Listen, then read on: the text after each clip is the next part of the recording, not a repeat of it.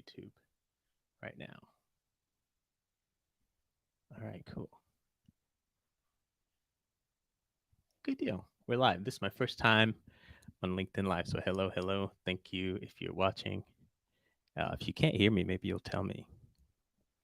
You'll tell me if you can hear me. Somebody hop in. But for now, I'm going to assume that I can be heard. So the reason I'm here on LinkedIn today and YouTube is share what I'm giving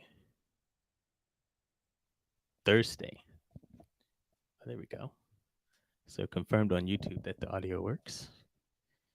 Love it, love it, love it. So like I said, I'm here to give a dry run of the talk I'm giving on Thursday at this conference called Refactr.tech, which you definitely should know about if you don't. It's one of my favorite conferences to attend. I spoke at it in 2018. Did not go looking for that talk. I don't recommend that. But let's hop right into it. I'm going to talk a bit today about learning within organizations, both as an individual as well as the organization itself. Um, the more I thought about it, the more I realized that those are sort of the same thing, in that everyone has agency over themselves. So you can think about it like that. And even the decision makers of these organizations themselves are individuals on their own particular learning path. So it's kind of a really interesting through line of the entire presentation for me. Okay, so I'm going to just be sharing my screen, sharing today the Google Slides and my face over on this side. And if you have any questions, drop them in the chat. I'll try to highlight some in there. Let me get one going. Let's see.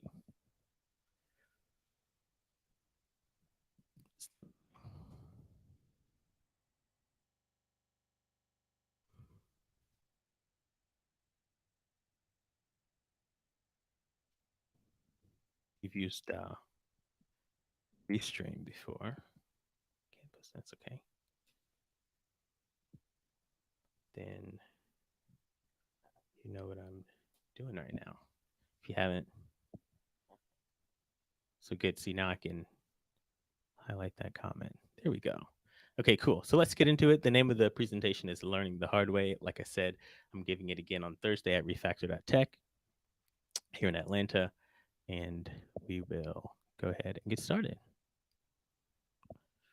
Okay, so learning the hard way. How can education change your organization as well as your individual career, which again are like one and the same in one direction, probably not the other. Okay, so as mentioned, here we go. We'll be talking about this through two lenses as individuals, how you can implement and practice educational concepts and learning methods for yourself, and also for people who are decision makers within organizations on behalf of the organization. We'll talk a bit about some strategies and some benefits of approaching learning in a particular way. Okay.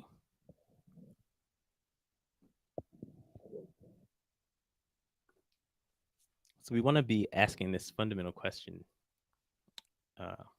How is it that we can create and nurture a learning practice, either for ourselves or for within our organization? Really important question there.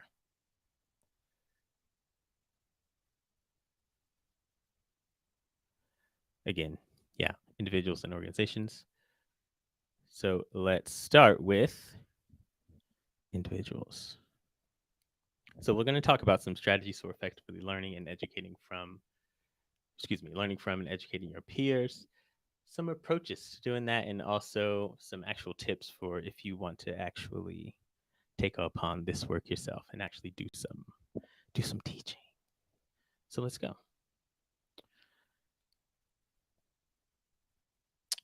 This could be a bit of a controversial topic for some. There's a lot of talk about specific versus general, or excuse me, specialist versus generalist. And I don't think that this point I'm making here is in conflict of either of those approaches, because this is to a particular end. So if you care about learning in the way that I'm positing here, then I'm suggesting that I'd like you to strive for SME status in a narrow vertical to start, because the alternative is, trying to ingest everything and then become the SME on that, and that's kind of tough. It doesn't lend to a sustainable learning practice. Well, at least I got discouraged when I tried that. I tried that in when I first landed in my very first job. I was like, yeah, I'm gonna expert everything. But then I realized, oh no, that's one, not sustainable, and two, not realistic either, because I had just started to learn. So instead, I just observed a bit. I was like, how can I uh, express? Oh, that's too bad that these emojis didn't process. That's okay. How can I express and share the things that I know, the perspectives I have at the level I'm at? This is me when I first started, when I first got my job. So I'm breaking this down into two forks here, two prongs based on, like kind of where you are in your career. So in your early career, it's all about identifying who on your team is that SME, or who has like the SME type energy that's willing to share their knowledge. And I actually think the willingness to share knowledge is probably more important than the SME status, than their measure on how much of an expert they are on a particular thing.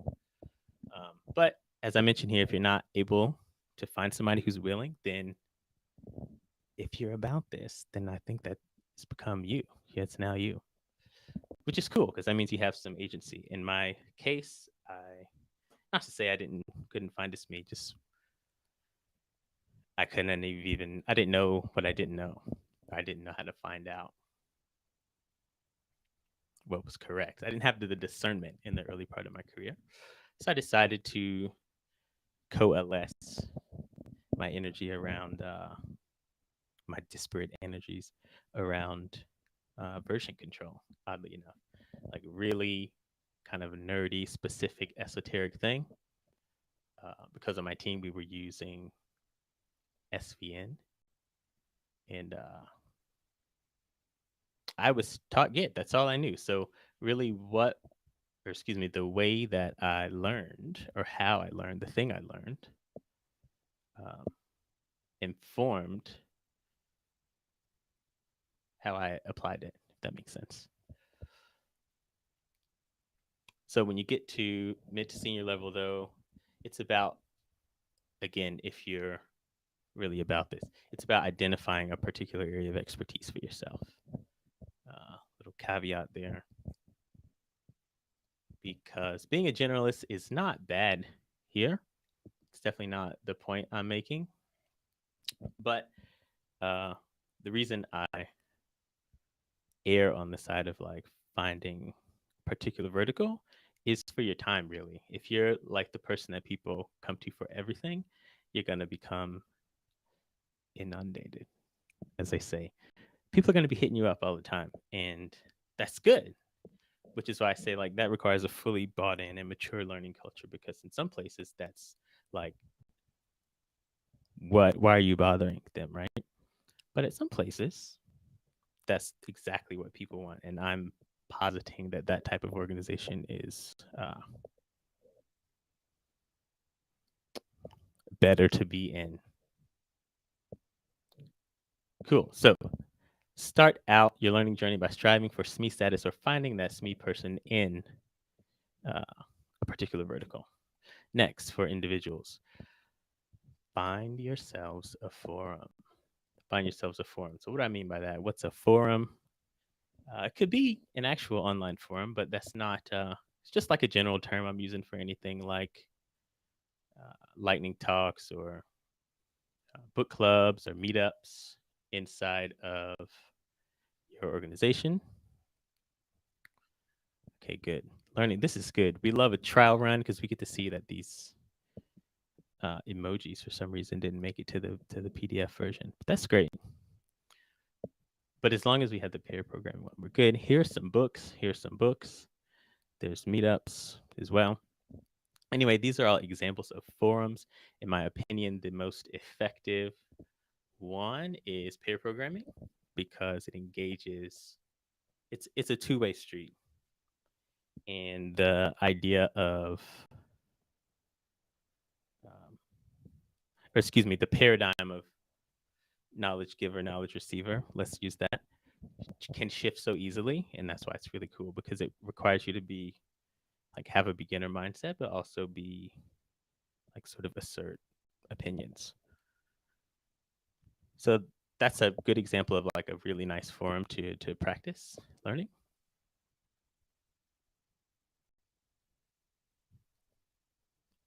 Yeah, and if an internal forum exists, if you have already uh, a meetup type culture in your space, or like there's lightning talks, or you have like weekly tech talks or something like that, use them before you try to implement your own thing. Again, because that's work. Um, yeah. So external forums, like meetups or doing conference talks or blogging, can really actually sometimes be distractions, or if you use them properly, can be force multipliers. And that is again up to implementation and what you seek when you go into it. If your metrics are vanity metrics, like how many likes or how many views, you're gonna be constantly checking for that and also optimizing for that when that's really not the purpose. We're trying to share knowledge, and what we really want to make sure we stay in touch with is engagement rather than any metrics. Yeah, and we don't want to like pre-optimize or incentivize early perfection because the point is to publish and get feedback. Cool. So yeah, early in career, you can do this as well. Okay, finally, for the individual side, we'll talk about some teaching tips. These aren't so much like pedagogical tips as much as they are things to understand. Okay, so context. When you are going to be trying to, even in a scenario like pair programming, that knowledge exchange isn't happening in a vacuum. Or even imagine like if you're in a boot camp or reading a blog post, that exchange doesn't happen independent of everything else around it. So there's context that um, whatever you're trying to convey is swimming in. So whenever you're trying to share your knowledge, it can sometimes be a little frustrating, and also when you're trying to glean knowledge from someone else, can be equally frustrating. So it's really important to understand that there's external context, and that it's best to just like remain focused on how what you're teaching or trying to learn applies to the collective goal. You don't need to be, back to the earlier point, a broad level expert on everything. And then this goes for someone who's on either side of the uh, paradigm. Reflect on your communication style as well as uh, how you how it's received by others. So that means you have to somehow get feedback, and there's lots of ways you can do that. Something like this, I'll be able to look back at this and say, "Oh, the way I communicated that was less than clear," or "That was a good transition from this to that," because it's recorded. We all have this capability. Most likely, if you have a smartphone, just record yourself, especially in these virtual times. There are also real times.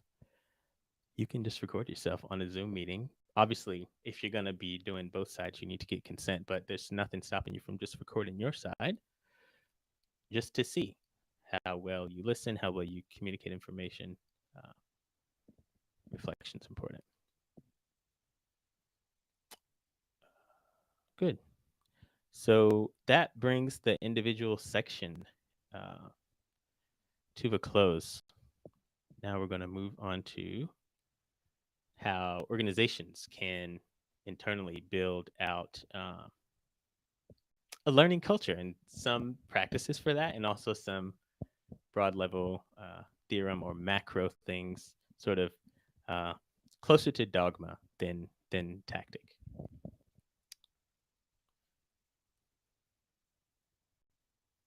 Cool. So what you want to do is build out programs incrementally. This kind of maps back to the corollary on the individual side, wherein the I was suggesting that you should uh, become a SME in like a small vertical incrementally. Don't try to ingest, for example, the entire tech stack and become the go-to person for that when you just started.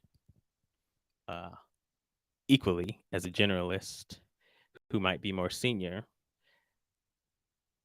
that might open you up to uh, constricted bandwidth for your time. So just something to be mindful of. Similarly with organizations, we want to like build programs incrementally because that helps us to get data. Now, I definitely have a counterexample because at Home Depot, Orange Method, we just like built it because we were pretty sure it was just a different hypothesis, right?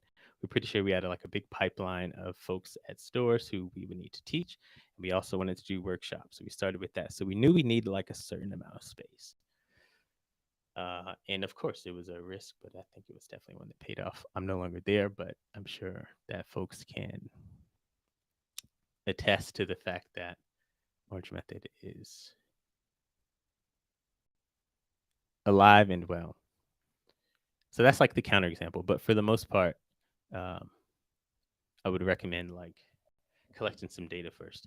Observe engagement with different learning platforms because, like I said, if you think about something specific like a boot camp, like an external boot camp, 12-week full stack, that requires I don't think it's like a extreme level of expertise, and I don't think it's hard to find. But to build a curriculum or even curate one of that magnitude does take time. So maybe finding a smaller thing to approach first, where thing is like topic or um,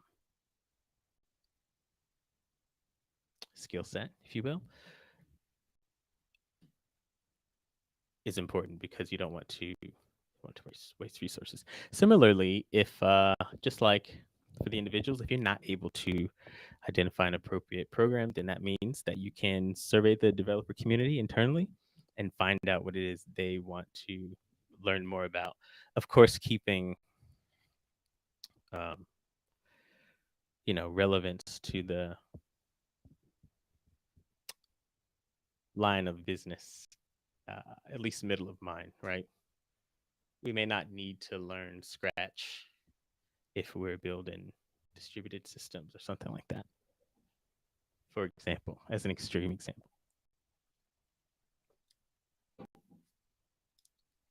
Um, okay, cool. So then you want to um,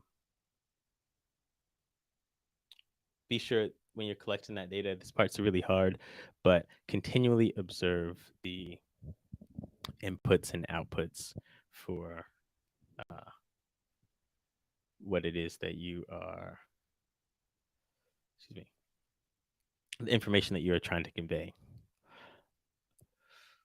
Developers are, excuse me, a curious community, and they're not going to stop being curious. You need to be able to feed and nurture that curiosity, which means you have to pay attention. So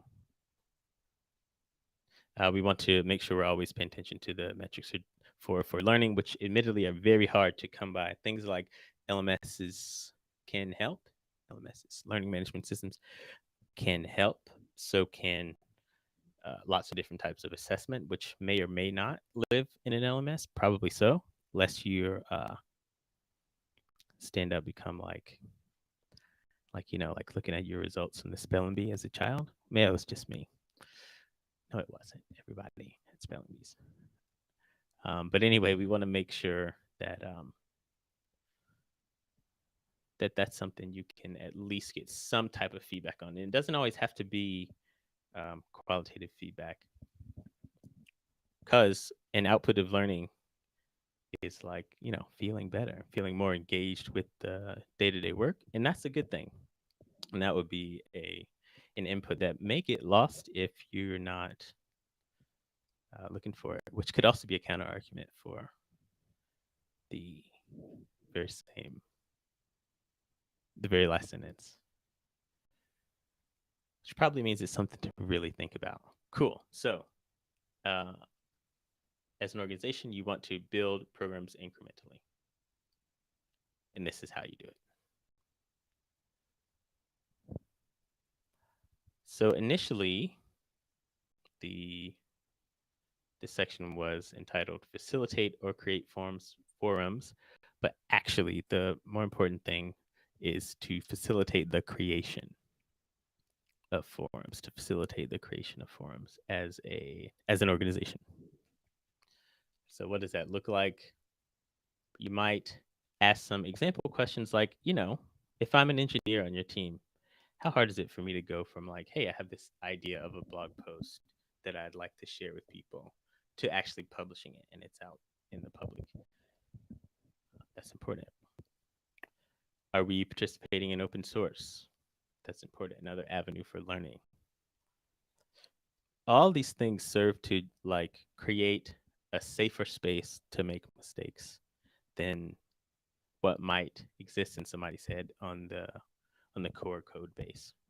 That's what we are kind of after. That's a big thing that I learned in all the learning organizations I've been a part of. An important thing is creating a safe space for failure, immediate failure, like in the moment, not like, oh, I hope this works, but just like, no, that's wrong. Like somebody might think that. Okay, good. I think I have a typo there. We're all set. Okay, so that's internally. But then externally, are we sharing our findings with the community at large? Do engineers feel comfortable requesting conference sponsorship? Not necessarily from a financial standpoint, but do they feel like your organization is one that would support that? Have they seen you and others in the organization participating in conferences? Or any other external platform that could be a meetup or anything like that. I think what happens, I will just say, for me, sometimes it feels like, oh, this stuff is secret. I can't talk about the fact that we're using like Kubernetes here, because then I think you have to make sure that people feel comfortable talking about whatever's happening at your place and know like, yeah, freely talk about this, but here's the boundaries.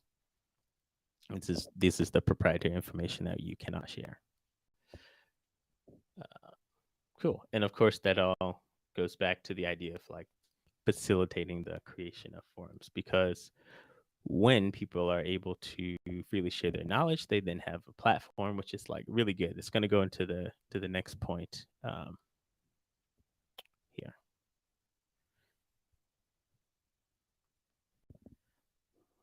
Which is, for organizations, highly important to figure out how to incentivize this skill set, because it is a particular skill set, and it may not be one that, especially folks in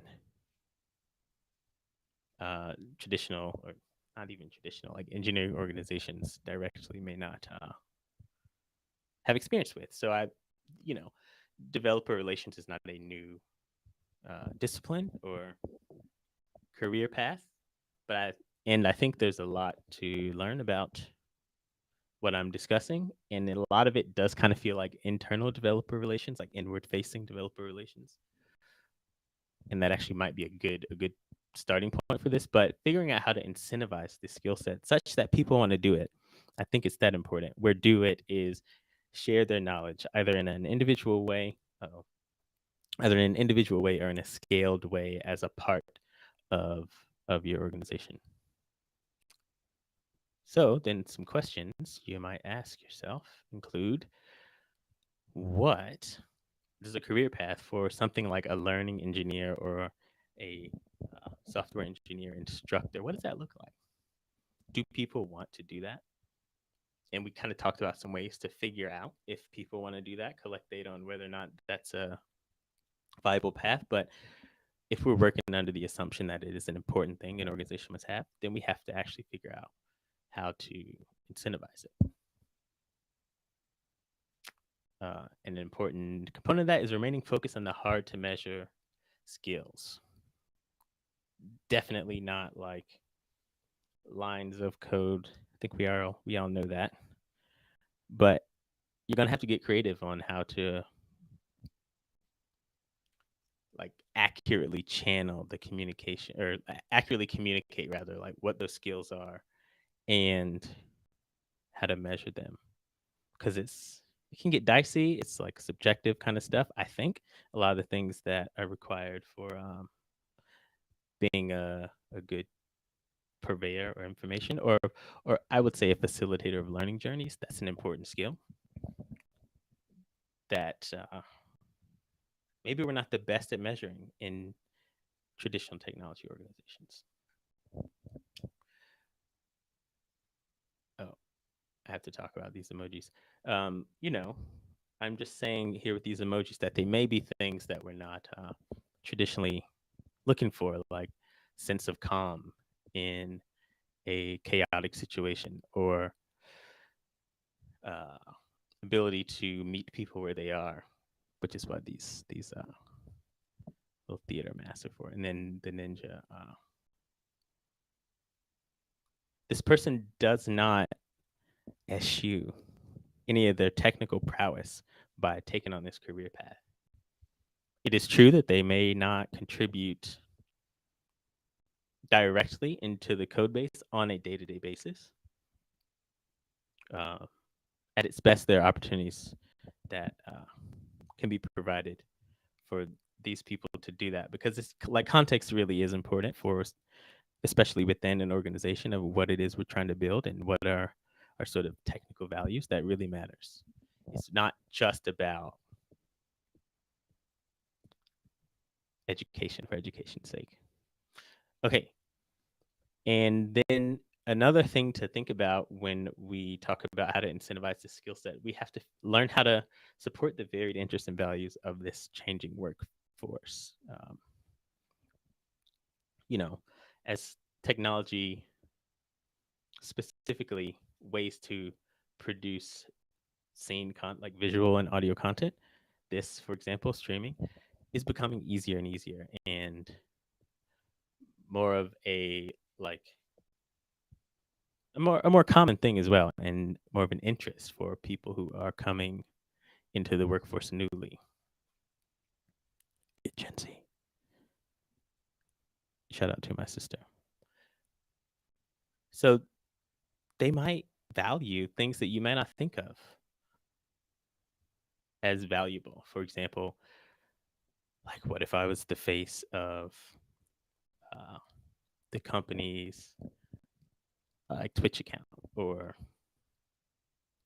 we had like our own engineering TikTok that I just do.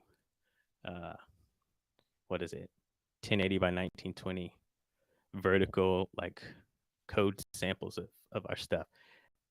That's fun to people.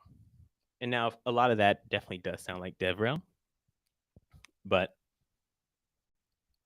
I actually think there's a way to weave it in to the day-to-day.